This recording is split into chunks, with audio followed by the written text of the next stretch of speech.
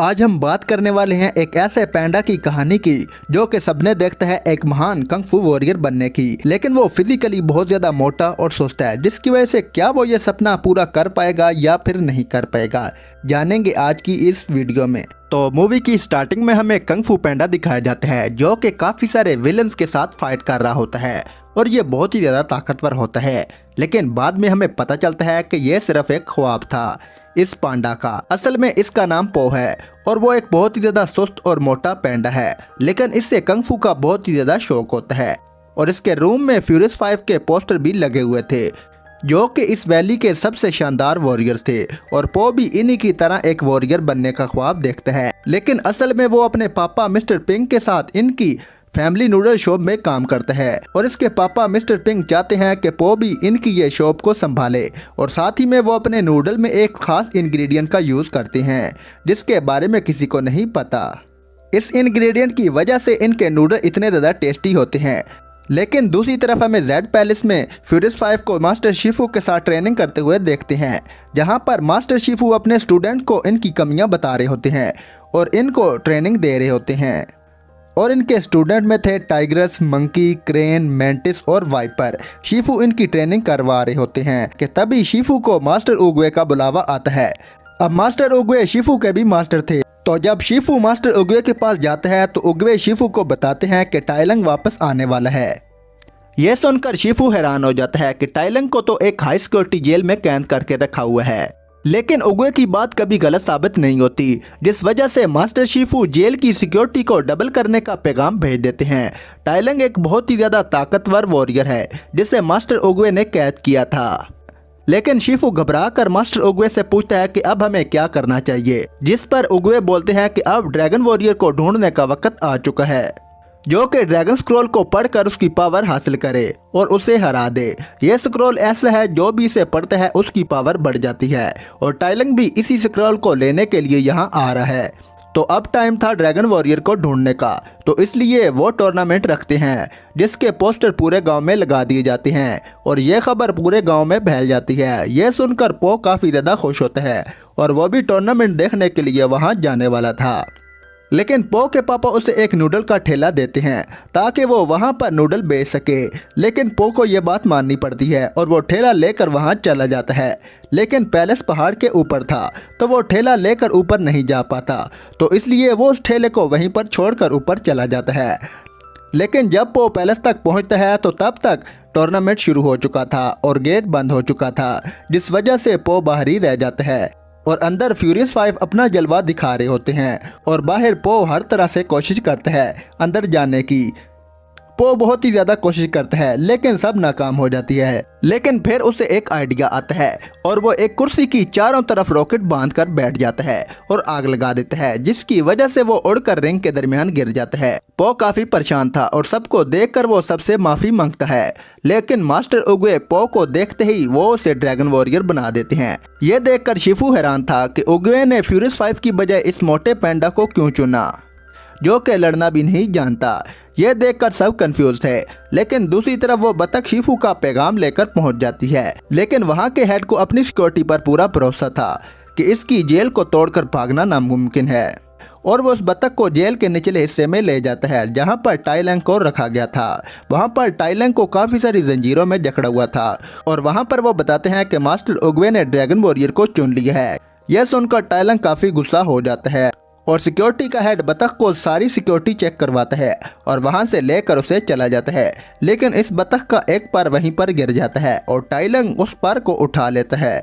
दूसरी तरफ पो भी पैलेस पहुंच चुका था जहां पर वो तरह तरह की चीज़ों को देखकर हैरान होता है, लेकिन तभी वहां पर मास्टर शिफू आते हैं जो कि पो की बेइज्जती करते हैं और साथ ही में बोलते हैं कि इस तरह का मोटा पैंडा कभी भी फाइटर नहीं बन सकता और वो उसे वुशी फिंगर होल्ड दिखाकर डराते भी हैं क्योंकि ये एक बहुत ही ज़्यादा खतरनाक मूव था, लेकिन पो फिर भी नहीं भागता। इसके बाद शिफू इसे ट्रेनिंग रूम में ले जाता है जहां पर इसकी काफ़ी धुलाई होती है क्योंकि वो कंग फू नहीं जानता था और यह ट्रेनिंग रूम उसके बस की बात नहीं थी। इन सब को पो पर यकीन नहीं था और वो सब इसका मजाक उड़ाते हैं। ये बातें सुनकर पो काफी मायूस हो जाता है, लेकिन फिर भी पो रात को इनके पास जाकर इनसे दोस्ती करने की कोशिश करता है, लेकिन कोई भी इसे अच्छे से बात नहीं करता और टाइग्रेस तो इसे सीधा हमेशा के लिए यहाँ से जाने का बोलती है। यह सब बातें सुनकर पो काफी ज्यादा दुखी हो जाता है और अकेले एक पेड़ के पास खड़ा होता है।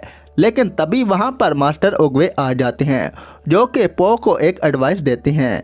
वो उसे बोलते हैं कि तुम अपने पास्ट और फ्यूचर की चिंता छोड़कर सिर्फ अपने प्रेजेंट पर फोकस करो और इसे दिलासा देते हैं। और ये सारी बातें सुनकर पो को काफी ज्यादा अच्छा लगता है। वहीं दूसरी तरफ टाई लंग उस पर की मदद से अपनी बॉडी लॉक को खोल लेता है और आज़ाद हो जाता है। और तभी गार्ड की नज़र इस पर पड़ती है और वो इस पर हमला कर देते हैं। लेकिन टाई लंग इनके अटैक से बचते हुए अपनी जंजीरों को तोड़ देता है और अकेले ही सब गार्ड को हरा देता है और एक एक करते सब गार्ड को ढेर कर देता है। और आखिर में वो इस बतख को पकड़ लेता है और वो उसे बोलता है कि जाकर शिफू को बता दो असल ड्रैगन वॉरियर आ रहा है ड्रैगन स्क्रॉल को लेने के लिए।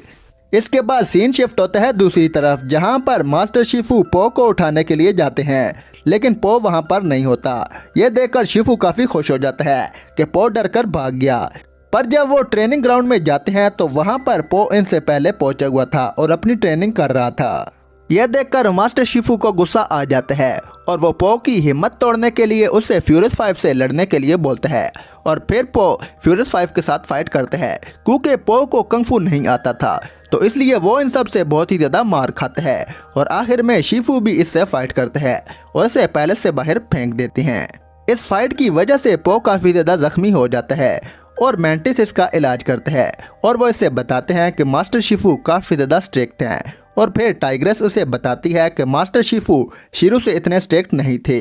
कई सालों पहले शिफू को टाई लंग अपने दरवाजे के सामने मिला था और शिफू ने इसे अपने बेटे की तरह पाला। टाई लंग कुंग-फू में काफ़ी अच्छा था तो शिफू ने इसकी ट्रेनिंग की और इसे एक बहुत ही ज़्यादा पावरफुल वॉरियर बनाया। शिफू ने इसे ड्रैगन वॉरियर बनने के सपने दिखाए, लेकिन मास्टर ओगवे ने इसके अंदर के लालच को देख लिया था और इसे रिजेक्ट कर दिया था, जिस वजह से इसने काफ़ी तबाही मचा दी थी और शिफू पर भी हमला किया और ड्रैगन स्क्रॉल को भी चोरी करने की कोशिश की। लेकिन मास्टर ओगवे ने उसे नर्व अटैक से पैरालाइज कर दिया और तब से वो जेल में कैद है। और तभी से मास्टर शिफू का दिल टूट गया। तब से लेकर आज तक वो किसी भी स्टूडेंट से नरमी से बात नहीं करते और वो हमेशा सबके साथ सख्ती से पेश आते हैं। लेकिन दूसरी तरफ हम देखते हैं कि वो बतख शिफू के पास पहुंच जाता है और वो उसे बताता है कि टाई लंग आज़ाद हो चुका है, जिसे सुनकर मास्टर शिफू बहुत ही ज़्यादा घबरा जाता है। और वो मास्टर ओगवे के पास जाते हैं और उसे बताते हैं कि आपकी बात सही साबित हुई है और टाई लंग आज़ाद हो गया है और वो जल्दी ही हमारे पास पहुंच जाएगा और वो पांडा तो इसे नहीं रोक सकता। यह सुनकर मास्टर ओगवे शिफू को बोलते हैं कि तुम बस पो पर भरोसा रखो और उसे अच्छा ड्रैगन वॉरियर बनाने में उसकी मदद करो। और ओगवे बोलते हैं कि अब इनका टाइम हो चुका है और वो अपनी छड़ी शिफू को दे देते हैं और वहाँ से गायब हो जाते हैं, जिसका मतलब है कि ओगवे अब नहीं रहे। इधर दूसरी तरफ पो सबको अपने नूडल बनाकर खिला रहा होता है और अब इन सब में अच्छी दोस्ती हो चुकी थी। और वहाँ पर पो शिफू की नकल भी उतारने लगते हैं और सबको हंसाने की कोशिश करते हैं। लेकिन तभी पो के पीछे शिफू आ जाते हैं और उन्हें देखकर पो काफी घबरा जाता है। यह देखकर शिफू को काफी गुस्सा आता है और वो बताते हैं कि टाई लंग जेल से आज़ाद हो चुका है और उसे सिर्फ पो ही रोक सकते हैं। पर यह सुनकर टाइग्रेस बोलती है कि हमें भी टाई लंग को रोकने का मौका मिलना चाहिए। आखिर उन्होंने इतनी ट्रेनिंग उसी को रोकने के लिए तो की है। पर शिफू साफ मना कर देते हैं और बोलते हैं कि सिर्फ पो की किस्मत में ही टाई लंग को रोकना लिखा है। पर पो वहां से भाग जाता है टाई लंग के डर से। पर मास्टर शिफू से भागने नहीं देते और उसे बताते हैं कि सिर्फ तुम ही टाई लंग को रोक सकते हो। और इस पर पो पूछता है कि आखिर वो इस जैसे मोटे और सुस्त पांडा को कैसे एक ड्रैगन वॉरियर में बदलेंगे। लेकिन इस सवाल का जवाब शिफू के पास भी नहीं था, जो देखकर पो काफी उदास हो जाता है। वहीं दूसरी तरफ फ्यूरियस 5 अकेले ही शिफू की इजाज़त के बगैर टाई लंग को रोकने के लिए चले जाते हैं, क्योंकि ये काम पो के बस का नहीं था। इसके बाद हमें नेक्स्ट डे का सीन दिखाया जाता है, जहां पर शिफू को किचन से तोड़-फोड़ की आवाज़ आती है और वो देखता है कि पो ने सारा किचन खाने की तलाश में तोड़ दिया। ये देखकर शिफू को कोई समझ आता है और वो पो को बताते हैं कि सबसे ऊपर बिस्किट रखे हुए हैं जिसे वो खा सकते हैं। पो जल्दी से ऊपर चढ़ जाता है और अपनी बॉडी को बैलेंस करके बिस्किट खाने लगता है। ये देखकर शिफू को समझ आ जाती है कि पो में कंग-फू का हुनर तो है, लेकिन इसे मोटिवेशन खाने से मिलती है, तो खाने का लालच देकर पो को ट्रेनिंग दी जा सकती है। तो फिर शिफू पो की ट्रेनिंग शुरू कर देता है और पो को खाने का लालच देकर इसकी ट्रेनिंग करवाते हैं। और अब पो भी कंग फू को सीखने लगते हैं और वो खाने के लिए बहुत ही ज़्यादा मेहनत करता है और इसे कंग फू भी आने लगते हैं। और फिर एक मोमो के लिए शिफू और पो के दरमियान फाइट होती है और पो इस फाइट को जीत जाता है। ये देखकर शिफू काफ़ी खुश होता है। लेकिन दूसरी तरफ फ्यूरियस 5 को टाइलंग एक ब्रिज पर मिलता है और टाइलंग इन सब को देखकर समझ जाता है कि इनमें कोई भी ड्रैगन वॉरियर नहीं है। और फिर इन सब में फाइट होती है और ये सब काफ़ी कोशिश करते हैं टाइलंग को हराने की, लेकिन वो बहुत ही ज़्यादा ताकतवर था और आखिरकार टाइलंग नर्व अटैक से सबको पैरालाइज कर देता है, सिर्फ क्रेन को छोड़ देता है ताकि वो ये बात मास्टर शिफू तक पहुँचा सके। जिसके बाद क्रेन सबको लेकर मास्टर शिफू के पास पहुंच जाता है और शिफू सबको ठीक कर देता है। इन सबको देखकर पो काफ़ी घबरा जाता है, पर शिफू बोलता है कि तुम अब तैयार हो टाइलंग को हराने के लिए, और वो ड्रैगन स्क्रॉल पो को दे देता है। लेकिन पो देखता है कि इस स्क्रॉल में तो कुछ नहीं लिखा। ये देखकर सभी हैरान हो जाते हैं कि ड्रैगन स्क्रॉल बिल्कुल खाली। ये सब देखकर आखिरी उम्मीद भी टूट जाती है। फिर शिफू खुद ही टाइलंग से फाइट करने का फैसला करता है, पर सभी स्टूडेंट बोलते हैं कि वो इन्हें मार देगा। शिफू बोलता है कि अगर ऐसा हुआ तो उसे उनकी गलती की सज़ा मिल जाएगी और वो पो और फ्यूरियस 5 को बोलते हैं कि पूरा गांव खाली करवा दो, और कुछ ही देर में पूरा गांव खाली होने लगते हैं। पो भी वापस अपने फादर के पास जाता है, जहां पर पो को उतना उदास देखकर उसके पापा मिस्टर पिंग उसे अपने सीक्रेट इंग्रेडिएंट के बारे में बताते हैं, जो कि कुछ भी नहीं था। यह सुनकर पो काफ़ी हैरान हो जाता है और पूछने लगता है कि यानी उनके नूडल भी नॉर्मल नूडल जैसे ही हैं।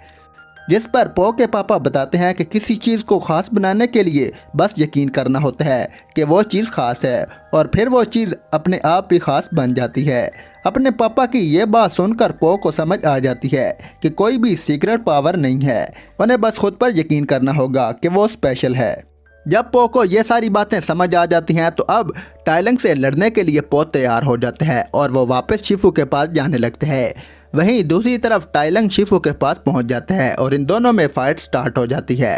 टाइलंग शिफू पर गुस्सा था कि पहले उन्होंने मुझे ड्रैगन वॉरियर बनने का ख्वाब दिखाया और फिर इस ख्वाब को मुझसे छीन लिया, वो भी सिर्फ मास्टर उगवे के कहने पर। शिफू टाइलंग से माफ़ी मांगते हैं क्योंकि शिफू को टाइलंग पर काफ़ी ज़्यादा प्राउड था और इन्होंने इसे बिगाड़ दिया। लेकिन टाइलंग को अब सिर्फ ड्रैगन स्क्रॉल चाहिए था, जिस वजह से वो शिफू को काफ़ी मारता है। और जब उसे पता चलता है कि ड्रैगन स्क्रॉल इन्होंने पो को दे दिया तो वो शिफू को जान से मारने वाला होता है। लेकिन तभी वहाँ पर पो आ जाता है, जिसे देखकर टाइलंग बहुत ज़्यादा हंसता है कि ये ड्रैगन वॉरियर कैसे हो सकता है। लेकिन पो से ड्रैगन स्क्रॉल दिखाता है, जिसे देखकर टाइलंग इस पर हमला कर देता है। फिर इन दोनों के दरमियान काफ़ी फाइट होती है। टाइलंग का सारा ध्यान ड्रैगन स्क्रॉल पर था, जिस वजह से पोस की काफ़ी अच्छे से धुलाई लगाता है। इनकी काफ़ी फाइट होती है, लेकिन आखिरकार टाइलंग पोस से ड्रैगन स्क्रॉल ले लेता है, पर जब वो उसे देखता है तो गुस्सा हो जाता है क्योंकि वो खाली था। जिस पर पो बताता है कि ऐसी कोई चीज़ नहीं है जो कि किसी को स्ट्रॉन्ग बनाए, बस हमें अपने आप पर यकीन करना चाहिए। यह सुनकर टाइलंग काफ़ी गुस्सा हो जाता है क्योंकि उसने अपनी पूरी ज़िंदगी इस स्क्रॉल को हासिल करने में लगा दी और आखिर में से कुछ नहीं मिला। फिर वो अपने नर्व अटैक से पो को पैरालाइज करने की कोशिश करता है, लेकिन इससे पो को गुदगुदी होने लगती है क्योंकि पो एक मोटा पांडा था, जिस वजह से उसकी नसें ढूंढना बहुत ही मुश्किल था। जिसके बाद पो इसकी अच्छे से धुलाई लगाता है, इसे पटक पटक कर मारता है और इसे अपने पेट से इतना ऊपर उड़ा देता है। आखिरकार पो इस पर वोशी फिंगर अटैक करने लगता है, जिसे देखकर टाइलंग काफ़ी हैरान हो जाता है और वो पो से पूछता है क्या शिफू ने तुम्हें ये भी सिखाया, जिसके जवाब में पो बोलता है कि ये मैंने खुद सीखा। जिसके बाद पो इस पर अटैक कर देता है, जिस वजह से एक बहुत बड़ा शॉकवेव निकलता है और टाइलंग वहीं मारा जाता है। यह देखकर सब खुश हो जाते हैं और फ्यूरियस 5 भी पो को रिस्पेक्ट देते हैं और सब गांव वाले पो का थैंक यू बोलते हैं। और पो के पापा मिस्टर पिंग सबको बताते हैं कि ये ड्रैगन वॉरियर मेरा बेटा है। और एक बार सारे गांव में सुकून आ चुका था, यानी कि पो ने इतने बड़े खतरे को हरा दिया। फिर पो को याद आता है कि मास्टर शिफू बहुत ही ज़्यादा ज़ख्मी थी और वह जल्दी से उनके पास जाता है और वहाँ वो देखते हैं कि वो ज़मीन पर पड़े हुए थे। और पो इनसे पूछते हैं क्या आप मर गए, लेकिन शिफू से बताते हैं कि नहीं, वो बस आराम कर रहे हैं। और पो भी इनके साथ लेट जाता है और फिर शिफू पो को थैंक यू बोलते हैं हर चीज़ के लिए। और इसके बाद पो भी उनके साथ लेटा होता है और पो उनसे पूछते हैं क्या उनको कुछ खाने का दिल कर रहा है, जिसके जवाब में शिफू बोलते हैं हाँ कर रहा है। और यह मूवी यहीं पर एंड हो जाती है।